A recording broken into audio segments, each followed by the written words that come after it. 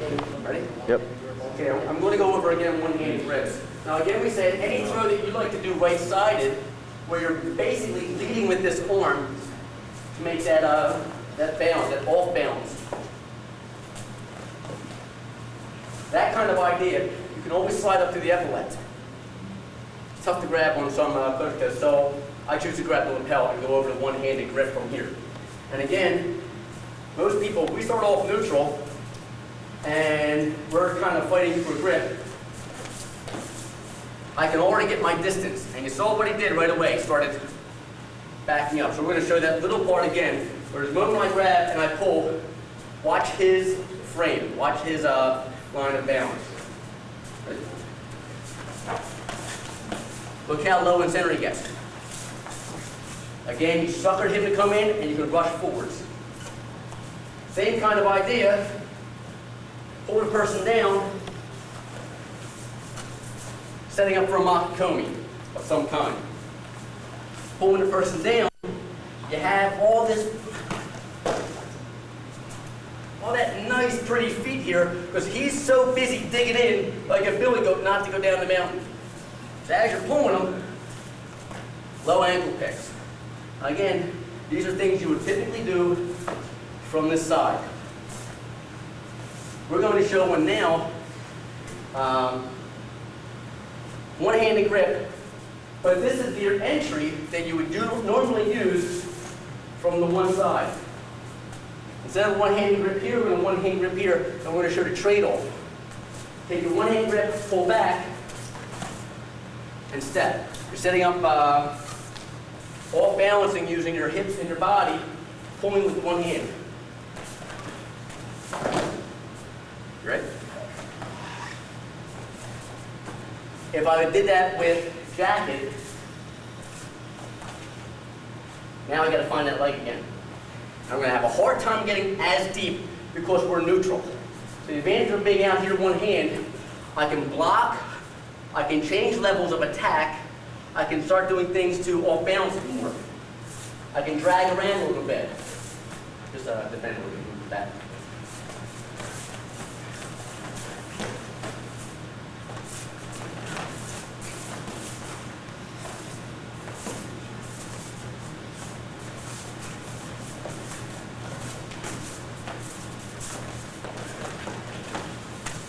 Setting up.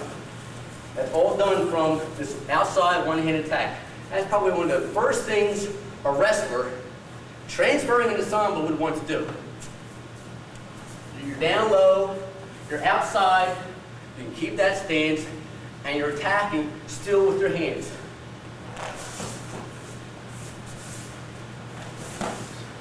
That same penetration, low and outside. Step is nice and clean. He's just going to stand there, deep, clear the leg, turn, clear the leg, turn. He's going to stand neutral again. From out here, without the hands, clear it, turn.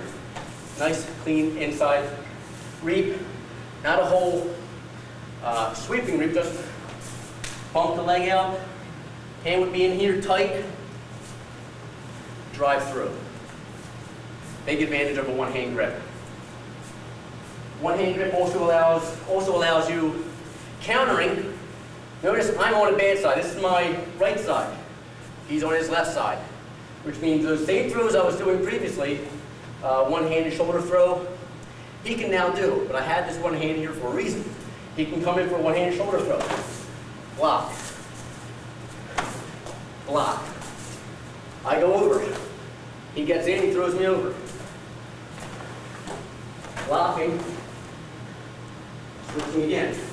Main idea, this hand is a block. One hand, we're going to start leading into, well, suppose you can't move the monster. Grab the elbow. Pull the elbow in. Make some kind of angle on him. If he's inside your shoulder and you're outside, grab, then move him. Grab in here at the elbow, underneath at the elbow. Pull it in, get an angle on his jacket. Now notice how he looks versus what I just look like. Same angle. I'm pulling him into it, but he's not ready to attack that way. I'm outside because I'm going to do the same thing. He's inside my body, he's got the power, but I'm neutralizing this elbow. I can push it, I can control it. This hand can also now slide to any kind of belt. From here, whirl the person, you have all your sacrifice throws, scissor type throws, and if you're good at a left side shoulder throw, you can end up in one of them too. But you're nice, tight, and outside. Same thing can happen here. He can reach inside, he can be outside. Pull it, get it in. Pull it here, take both of it in. Keep that control. This is wonderful if you can get this kind of a Russian grip. Wrestling, it would be Russian 2-on-1. Get outside here, keep this, take some kind of a scissors. You have the arm, you have the leg. Let me straighten the arm. Weak, real weak, but that'll have to be going with a cutting move forward. Inside, take your submissions.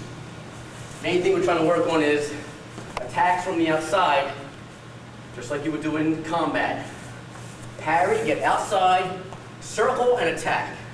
Easier for us little guys against bigger people. Shorter, faster guys can go inside, but they can also parry and go outside. Another advantage of being one-hand grip, or on the Russian, you're outside, you eliminated one defense of his. Now all this down here, you can start concentrating on doubling up. Again, that same drill that we did earlier with the belt could work in here. Clear, 1, 2. That's a minor reap, inside trip. 1.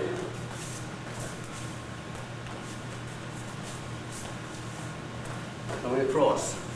All these things are nice and smooth off of that same outside. Working into 4 different types of people that would possibly go into a Sombo match. Number 1 would be a Sombo person who would take the Russian type style grip and work your way and slowly just push and pull, work the leverage. Then you have your judo player. And your judo player is going to take a grip, and they really want to work that grip because they want to throw. They're big on throwing, so they're going to work around, push it. Boom. That's a judo player. Wrestler will attack you a different way. Wrestler will try to stay outside with you, possibly take a grip here and circle. They're big on circling until they get into their leg attacks. They'll be. And then finally you have your Gracie, or your jiu-jitsu people who will possibly try to take you to the ground more and work on their ground techniques. First thing I'd like to do is work on how to go against a judo player. Now, if Andy's a judo player here, he would take a standard grip and work me this way.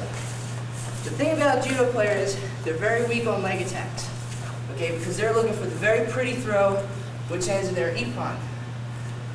So what I would do is, as he's pulling me up, I would try to lower my center of gravity here and go back into that push-pull thing like a Sombo person would do. And then I work on some leg attacks here. For example, I would go more hand to leg than foot to foot. Like a lot of single legs, boom, here. Also your high doubles, which are, these are mostly from outside. You want to catch him outside. So if he goes to grab you, boom, okay? Also, duck unders are very big because we can't get choked out. The judo person can get choked out, so we're okay in this situation.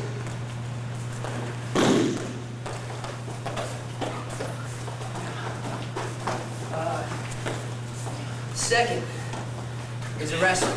Now, a wrestler's going to try to keep a very low center of gravity. He's working for the takedown, so he wants to get behind you and control your hips. So, in order to compensate for that, you have to control his. Using the jacket. They're very weak on jacket skills. So, Andy's going to take a stance as a wrestler. And what he's going to do is he's going to try to attack and grab this jacket with his head down. Now, that's fine. I can shrug him off This is what I want right here, back here. If he grabs my leg, no problem. I have this.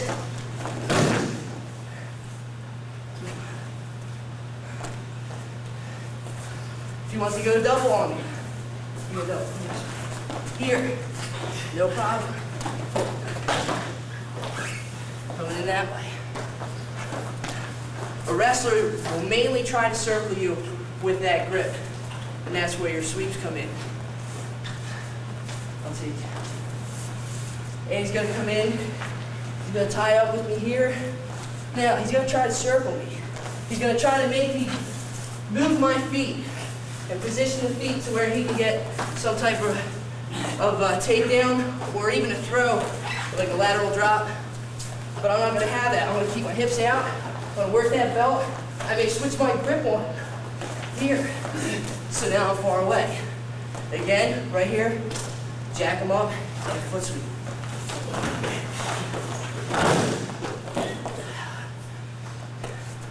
He's going to circle from side to side and work that as much as he can. He's going to try to make you step this foot up and then this foot up.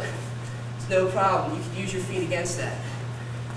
And then finally you have your jiu-jitsu guys, where they'll just try to take you down to the mat and you can play with them there. Now I'm going to go into a couple things about wrestling taller people and shorter people. Again, shorter people you want to go high on. If I'm a tall person and Andy's a short person, I want to get up here, or I want to reach over and grab his belt. This way, I can pull him up. Oh, that's like that, yeah. He's going to want to jack me up on his hips.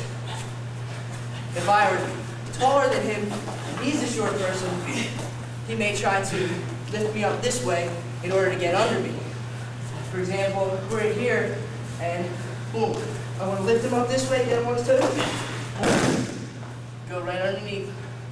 Let his weight fall right over me.